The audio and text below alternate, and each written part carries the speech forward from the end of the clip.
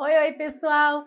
Esse vídeo, sabe para quem que é? Para você que se vê diante de um novo pedido da criança cada semana. Labubu, Stitch, Bob Goods, Capivara de Pelúcia e agora que lançou a última coisa, né? Os Smurfs. Ai, mãe, todo mundo da minha sala tem. Ai, mas é só esse, é meu sonho. Você já ouviu alguma dessas frases da sua criança aí na sua casa? Então fica por aqui, porque a gente vai falar sobre esses pedidos sem fim das crianças e o mais importante, o que tem por trás disso tudo. Spoiler, não é só sobre consumo. Quer saber sobre o que é?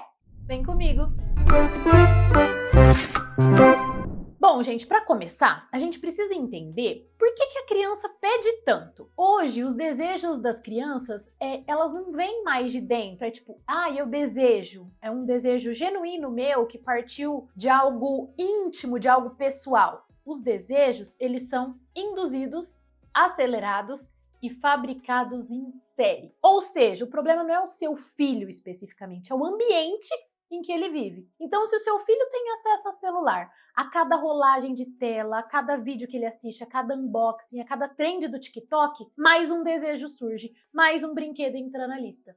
E isso nada mais é do que o quê? O cérebro infantil, que ainda está em formação. Então, independente da idade, aí a gente tem uma série de vídeos sobre como o desenvolvimento da criança acontece a cada ano que a criança está passando. Então, se você quiser saber mais sobre o que está acontecendo no cérebro do seu filho, vai aí na nossa série por idades, procura a idade dele. Mas em qualquer idade que ele estiver, a não ser que ele já seja um adulto, com mais de 25 anos, o cérebro estará em formação. E num cérebro imaturo, despreparado para tanto estímulo e em formação, o que acontece? As crianças não têm estrutura para lidar com tanta coisa ao mesmo tempo. O córtex pré-frontal, que é a parte do nosso cérebro que cuida do autocontrole, da tomada de decisão, a parte mais racional, ele só vai amadurecer aos 25 anos, como eu falei, e eu falo isso em vários vídeos. Só que até lá, nesse tempo, enquanto isso, até que ele se amadureça completamente,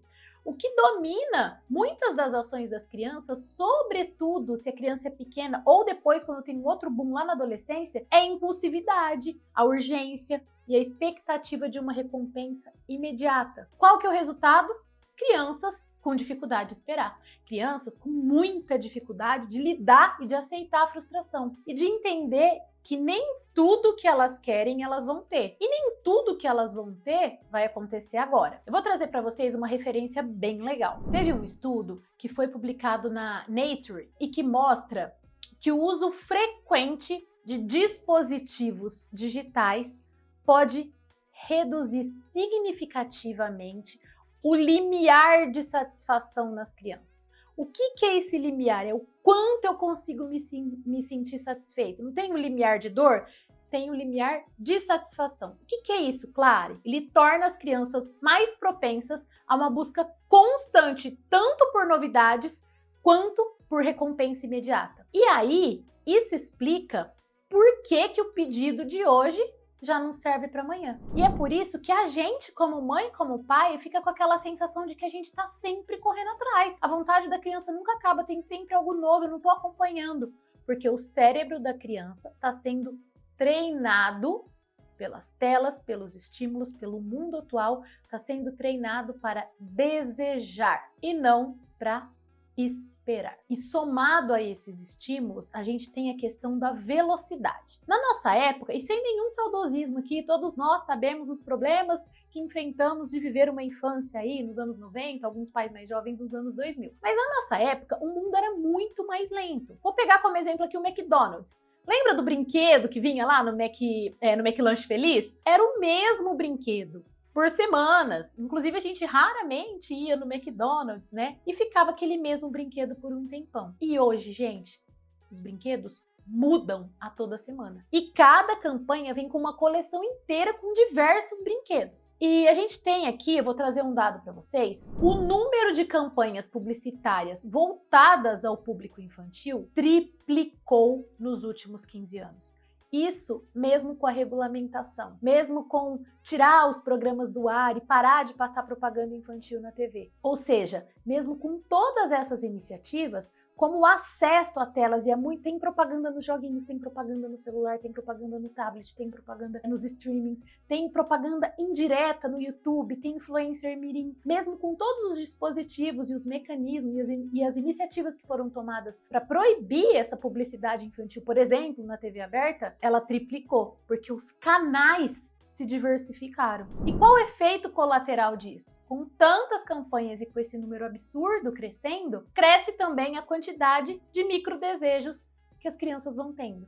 E tem um detalhe, a maioria desses brinquedos, dessas trends, é brinquedo feito de plástico, com baixo valor educativo ou nenhum e um alto impacto ambiental. E no fundo, a gente sabe, o seu filho não vai lembrar, minha filha não vai lembrar, da maioria deles, não é nem quando se tornarem adultos, eles não vão lembrar daqui a semanas, daqui a meses, daqui a 6 meses, já esqueceu aquele brinquedo, o Labubu, que ele queria tanto. Isso porque Labubu nem é brinquedo, não sei se vocês viram aí a notícia do fabricante. E pra gente caminhar pro fechamento de tudo que eu tô trazendo aqui nesse vídeo, eu vou trazer uma outra pesquisa científica, né, acadêmica. Na Universidade de Harvard, eles fizeram um estudo e chegaram à conclusão que crianças que crescem em ambientes com estímulo constante ao consumo apresentam muito mais dificuldade em adiar recompensas. E isso impacta diretamente o que, gente? A saúde financeira e emocional na vida adulta. Uma pessoa com dificuldade de adiar recompensas, ela pode se enveredar aí por diversos caminhos. O consumismo é só um deles que impacta a vida financeira,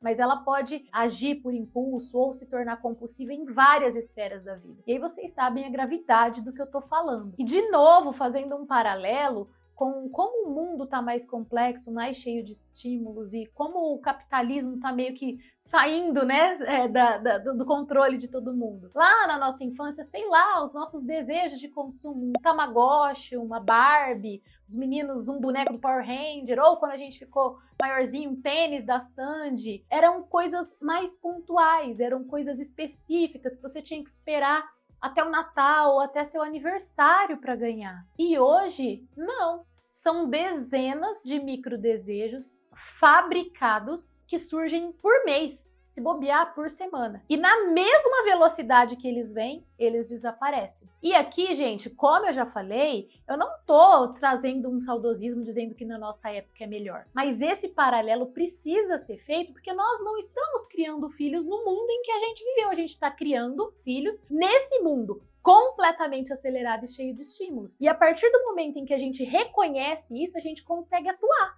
Então não basta, não tem como tapar o sol com a peneira. Os estímulos estão aí. Os estímulos vão acontecer cada vez mais rápido. E isso, por mais que você tente controlar, meu filho não tem acesso nenhum a telas, mas ele convive com outras crianças, ele vê as movimentações e o mundo em si, todo o ambiente é pensado para isso. É lógico que quanto mais limitado for o acesso a telas, porque na primeira pesquisa eu trouxe essa questão, mais tranquilo vai ser e menos estímulo sua criança vai receber. Mas todos nós, independente do contexto e de como está sendo feita essa gestão em casa da criança com acesso a tantos estímulos e a tanta propaganda, mesmo que de forma velada, todos nós precisamos reconhecer o problema. E qual o problema, Clary?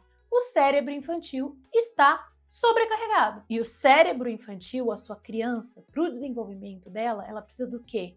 De pausas, de limites e de reflexão. E o que eu vou trazer nesse vídeo para vocês? É uma dica prática, é uma wishlist. A gente costuma trabalhar, uma lista de desejos, né? Vamos falar em português. E que ajuda demais a trabalhar com as crianças essa questão da quantidade excessiva de estímulos e das trends, que só nessas férias, gente, Foi Labubu, Capivara, Bob Goods, Stitch e agora os Smurfs no final das férias. Então, assim, é muito estímulo. como que a gente pode ajudar efetivamente? Tá bom, vivemos nesse mundo, as crianças recebem esses estímulos, e aí? Porque eu gosto não só de refletir, de trazer para vocês as coisas a partir de uma perspectiva retórica, teórica. Eu gosto de dar ferramentas para as famílias. Então, vamos trabalhar essa lista de desejos? Vou explicar para vocês como funciona. Qual que é a função de uma lista de desejos? É ajudar as crianças a se proteger justamente desse ciclo acelerado de desejo e frustração e esquecimento e